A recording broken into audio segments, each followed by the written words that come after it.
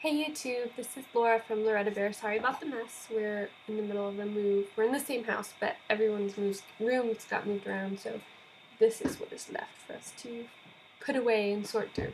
But today I didn't want to share with you so much an activity as just something to consider as you play with your toddler. And it feeds into a couple things that I'm really interested in. So that's why I thought I would share it with you. First of all, I know I might have mentioned this before on this channel, but I'm not positive, but when you have a toddler, you don't need to have a lot of toys. There's tons of things that you can do. There's tons of things you can play outside. Toddlers enjoy working right along with you, right beside you, doing what you do. Now granted, that means you have to take more time for things like cooking meals, doing laundry, whatever, but your toddler would love to be a part of that and do it with you. But one thing is that when you might have noticed if you give your child something to do, he or she might do it over and over and over again. Now this could be something like stacking blocks and knocking them down and stacking blocks and knocking them down. It could be poking things into holes, putting clothespins into containers. And this is called functional play. It's what toddlers do. They're trying to discover their world and they're trying to master things that we just do without, we don't even think twice about it.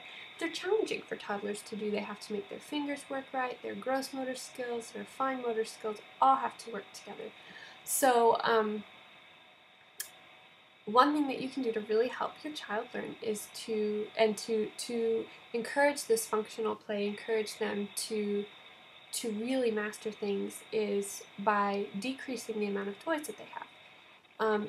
If they have a lot of toys, chances are they'll work on one toy for a while and then go to another toy and then go to another toy and then go to another toy and go to another toy.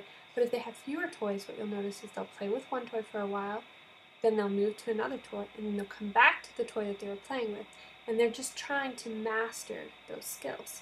So by having fewer toys, you can give them an opportunity to work on really understanding the way things work and really understanding how to make them function, how to make them, I don't know, just how to make them work. And one way that you can do this, because it's important for them to have a lot of different opportunities too, because everything is new.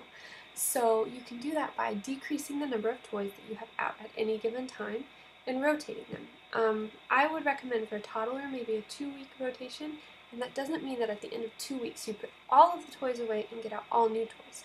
What that means is at the end of a 2-week span, you look and you say, okay, my child is not playing with this puzzle anymore. Maybe he's figured the puzzle out, maybe the puzzle's too difficult, but for whatever reason, that is something that your child is done with. So you rotate that puzzle out and you put something new in its place. And you might end up rotating several toys out at once. You might just rotate 1 or 2. But at the end of 2 weeks, you go through that process again. And then by bringing the toy back in later, there are skills that your child has developed by working with other toys and other activities that gives them a new way to see this toy. So it's kind of like a new toy all over again. This is something that's also seen in books. If you overwhelm a child and give them too many books, they love to understand and grasp things. But if they're just getting constant new books and they're never getting those same, like Goodnight Moon. If any of you guys read Goodnight Moon to your child, or the book or books you read consistently for your nighttime routine, you've probably noticed that your child gets super excited about them and wants you to read them over and over again.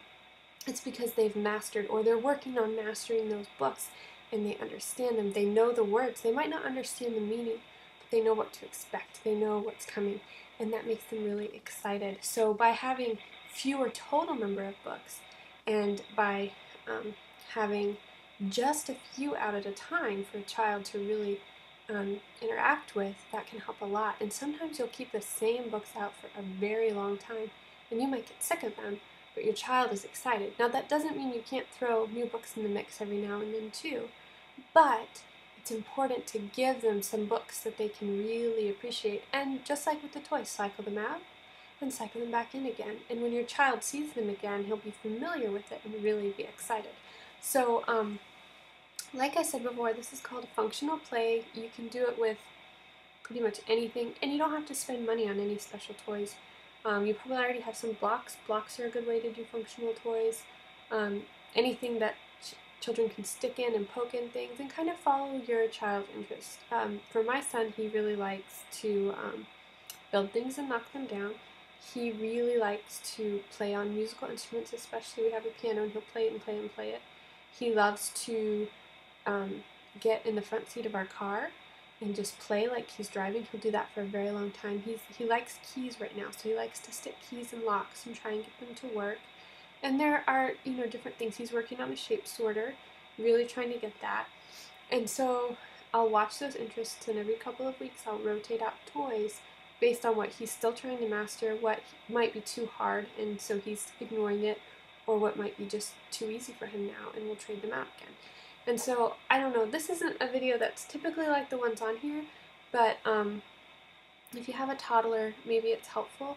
If you have any questions, please let me know. I'm going to put a link below to an early childhood education journal article on this. It's got the first page for free. If you want more, you have to pay to download it. But it's a really, really good article that kind of explains the way that the toddler mind works. So, like I said, if you have any questions, let me know. And have fun with your toddler. I know it gets frustrating at times because you get sick of the same things over and over again. But just know that it is helping your child to learn, and it's helping him or her to know just how the world works, to relate to the world, and how to manipulate his or her environment. So that is what I have for you this week. I hope you guys are having a good week. Bye.